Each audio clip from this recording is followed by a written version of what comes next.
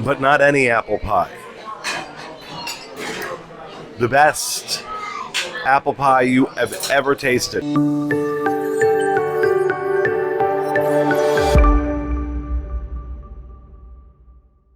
Hey everybody, Pete Werner here with this week's episode of the Disney Dining Show, coming to you from Shula's Steakhouse at the Walt Disney World Dolphin. And it's been a long time since I've been here, but I'm also joined by two of my friends who actually won a dining review with us at our Diz Family Reunion auction back in September. Ken and Carol Nafee. You'll see them in a little bit. And of course, Fiasco working the camera right now. So, it has been a hot minute since I have been in this restaurant. It's been a long time. My last experience here a few years ago was kind of and I felt it was too expensive for what they were offering.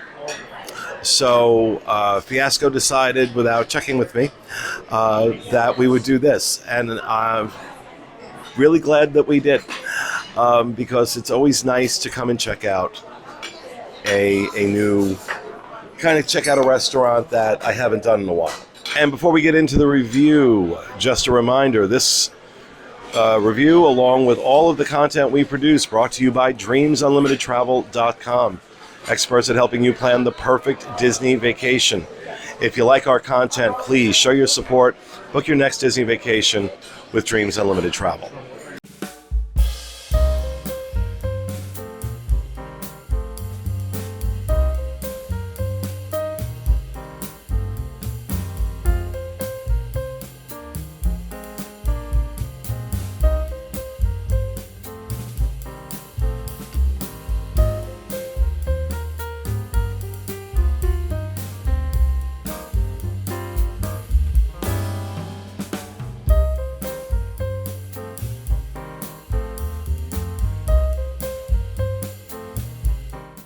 I decided to try the thick-cut Newski's bacon. It comes with a bourbon honey glaze, tomato jam, cheddar cheese grits, white cabbage, and fennel slaw for $19. Now, I've had this a similar dish in other steakhouses.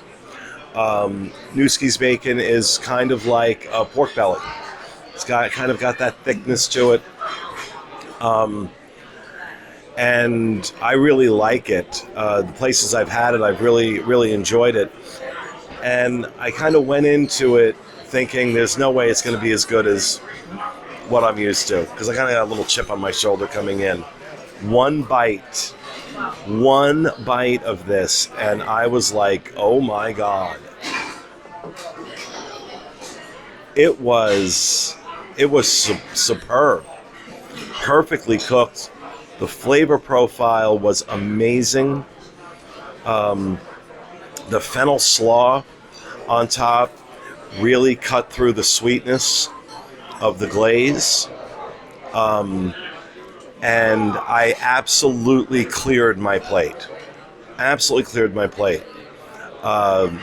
So we're off to a good start. My next dish, my salad course, I decided to try the French onion soup, which was $14. Caramelized onions and croutons and a rich beef broth with Gruyere and provolone cheese for $14. Excellent. Is it the best French onion I've ever had? No. But it was very, very good. Very good. My only real complaint with it was so hot. I had to walk away for a little while to let it cool down because it was impossible. It was like, I think I commented that it was heated by nuclear reactor. That's how hot it was coming out. But there are worse things a dish could be than very hot, like very cold. So, with those two, our meal off to an excellent, excellent start. Okay, so this is my first time at Shula's, and like Pete already mentioned, this is an expensive restaurant with a dress code. No hats, and you should be dressed in somewhat dressy attire. Right now I'm just wearing a polo. Pete's got his button-up shirt on, and that's gonna do the trick. That's gonna be perfectly fine. But with that being said, looking at the appetizers, there was one thing that immediately stuck out to me, and that was the New Orleans style shrimp. That was $22, and it's Cajun spice shrimp, lemon, garlic butter, and toasted pieces of bread. Now, when I think New Orleans style Cajun shrimp, I'm expecting a kick. I'm expecting a little bit of a punch. And there was a tiny bit, there was enough to let you know it was there, but most of the flavor profile of it was very creamy. That's definitely how I would place it. And if spice isn't your thing, don't be put off by that it's Cajun, because it really wasn't very spicy at all. On the spice scale, I'd give it about a 2 or a 3. Really not too much to worry about there, but me personally, I wish it had more of a kick. I like a kick. I like I like to mention, spice that makes me jerk a tear a little bit. No tears here, but it was very delicious, and the shrimp were perfect. Perfectly cooked. Now, I did not get a soup or a salad, but I would like to mention the complimentary bread. Trying to get better about making sure we mention that bread. You get it here. And the table all adored it. It was amazing bread. Okay, for my appetizer, I chose the Maryland-style crab cake. It was jumbled up crab with mustard and Old Bay seasoning and a remoulade sauce. I was a little apprehensive because I'm not a fan of Old Bay or mustard, but the crab was so fresh. It was like I just cooked it at home myself, and those 2 seasonings were milder, just like Corey's was, and it was perfect. It didn't mask the crab at all. It was delicious. It was just one of the best crab cakes I've had in a restaurant in a long, long time. And I did choose a salad. I had the tomato barat salad, and it was basil pesto, olive oil, balsamic vinaigrette, and the cheese. The mozzarella, fresh mozzarella, was so smooth and creamy. The tomatoes and the vinaigrette were just a nice mix, and it all blended together really well. It was delicious. So I also had the thick cut Nuski's bacon, and I agree 100% with what Pete said. It was very, very good. The bacon had a crispness to the edge, which kind of gave it a nice difference to the bacon. The tomato jam was excellent. First time for having cheddar grits, but I also found those to be very tasty. So I also had the wedge salad, which is iceberg lettuce, tomato, bacon, and jam, and a blue cheese dressing for $15. The lettuce was very crisp, and the blue cheese dressing was not overbearing, and it went very well with my entree. Okay, so for my entree, I went with the 22-ounce cowboy ribeye. Now, there were 2 options tonight. The one on the menu for $72 was what is known as wet aged, whereas they had one off menu for $7 more, $79. That was dry aged, and I opted for that one. Now I'm going to tell you something. If you're going to charge me $79 for a ribeye, it better be a damn good ribeye. And lucky for Shula's, this is one of the best steaks I have had in a very, very long time. When I tell you, I've said this before on reviews. When I order a steak, before I put any sauces on it, before I add any seasoning or anything at all to it, I take a bite of it. Because if a steak needs sauces, it's probably not a great steak. I did have a side of béarnaise sauce with this, because I always like that. And I took one bite of this steak, and I was like, okay, this is phenomenal. The second bite, I dipped in the béarnaise sauce and said the béarnaise sauce takes away from how good this steak is. When I tell you worth every penny of $79 for the steak, worth every penny. Every bite was delightful. So incredibly well prepared. And the thing, I normally like my steak medium.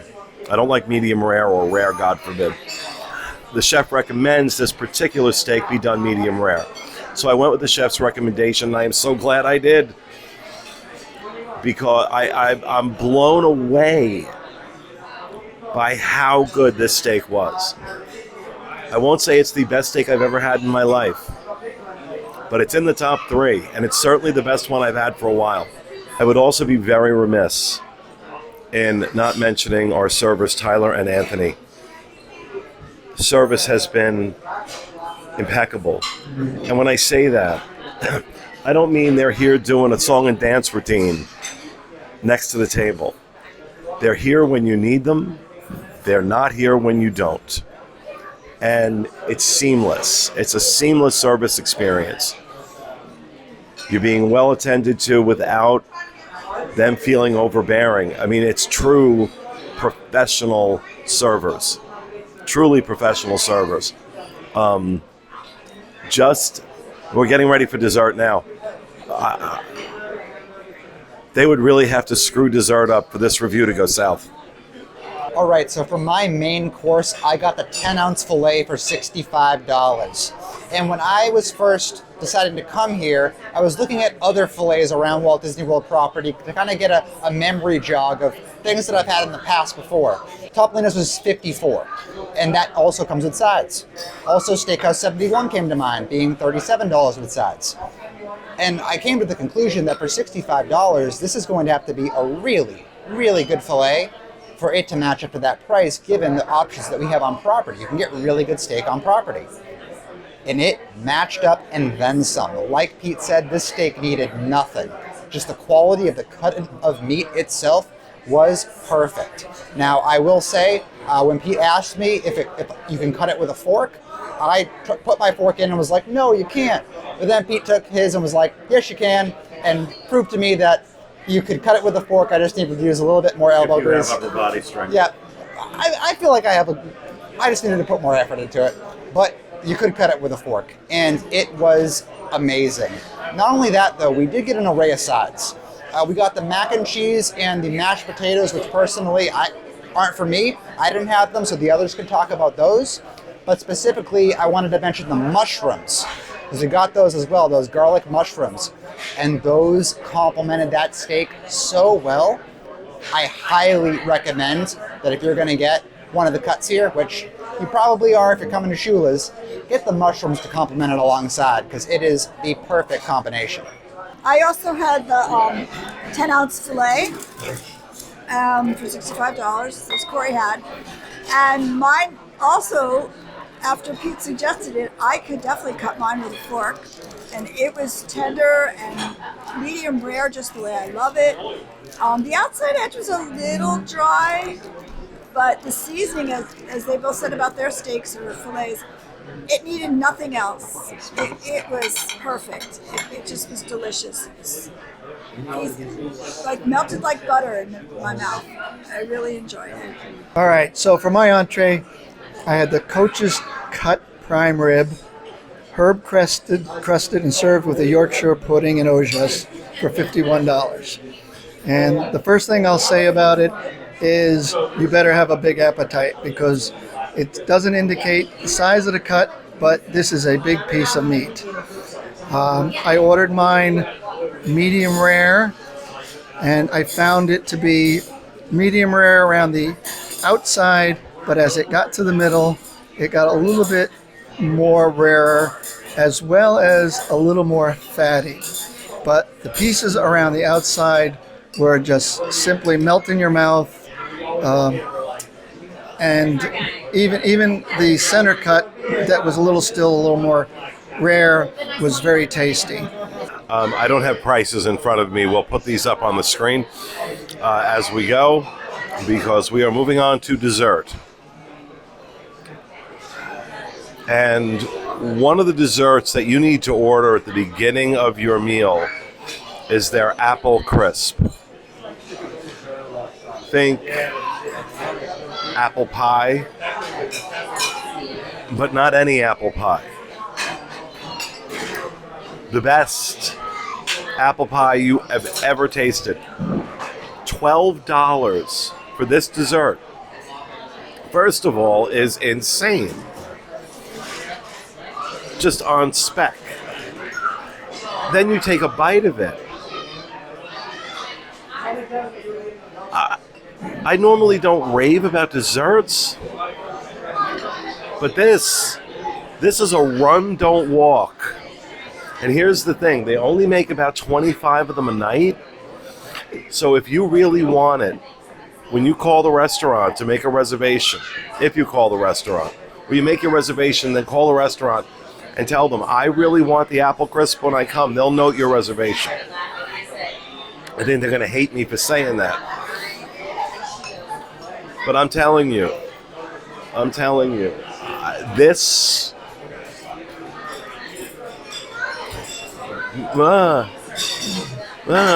all the desserts. We tried the chocolate cake.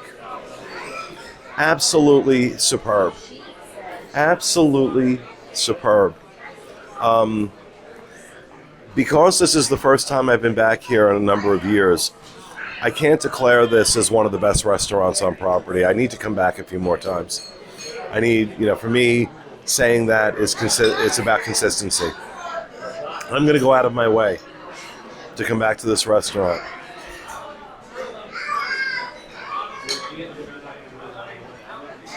How the hell have I not been here in so many years? It's been this good. And I think I tend to overlook Swan and Dolphin, just in general. I will not overlook this restaurant again. I will not overlook this restaurant again. This meal, the service, absolutely superb. When I come back, I will tell you how much it cost, because I haven't gotten the bill yet. So this meal progressed in a way that I wasn't expecting. My appetizer, I'd say, was very middle of the pack. It didn't blow me away, but it was good. The steak did blow me away. And at that point, I was like, okay, this restaurant's amazing. I didn't expect for dessert to even surpass that in my mind. I was completely taken back. Have I had amazing desserts at Walt Disney World, on Walt Disney World property? Yes. Usually it is followed by good appetizers, good entrees, but usually dessert is never my standout thing. If you're coming to Shula's, you need to order dessert. I almost didn't even care to order dessert. If you're coming here, you need to. Just like Pete said, the apple crisp. I don't even know what to tell you. I can't think of a dessert I've had that's better than that at a restaurant. Ever. Full stop. The cake, again, an afterthought. My sweet tooth wasn't yelling at me today. That cake is incredible. Pete asked for an extra scoop of vanilla ice cream for the side. Ask for some extra vanilla ice cream because you're going to want it for that cake if you get it. Yeah, man. I mean, I don't know. I guess the price of the items here is what kept me away so long. Just not being able to connect in my head that it's worth that price. But after eating here, again, just one time. I've only been here this one time. I definitely am going to come back, and I'm not going to shake my head at the price tag. It is worth the price they charge. I can agree with Pete and Corey more. The apple crisp was amazing, beyond amazing. You took a spoon of it into your mouth, and the flavor just exploded. Just creaminess of apples and cinnamon mixed together. It was the best apple crisp I've ever had. The crust was light and complemented everything just perfect. I love chocolate cake, and the flavor of this chocolate cake is perfect. It's just the right amount of darkness and fudge. I thought the cake itself was a little dry. I like a moister cake, but the flavor of it, the icing and the cake together compensated for that little bit of dryness. They were just some of the best desserts I've had in a long time. But especially that apple crisp. That apple crisp is just phenomenal. So I tried the apple cobbler, or apple, what was it called? Crisp. Apple crisp. And I agree with everybody. Very, very tasty. Almost better than Mom's apple pie, but I won't go that far. And overall, appetizer to dessert, I would definitely recommend people come here. I thought the meal was great, the service was great, and would definitely come back. Okay, so when all was said and done, after our appetizers, main courses, and desserts, total bill was $524 for 4 adults. And I have to tell you something. This was worth every penny of that money. No discounts offered, no annual pass or DVC discounts. So you're paying full boat. But I got to tell you something. I've paid more for less.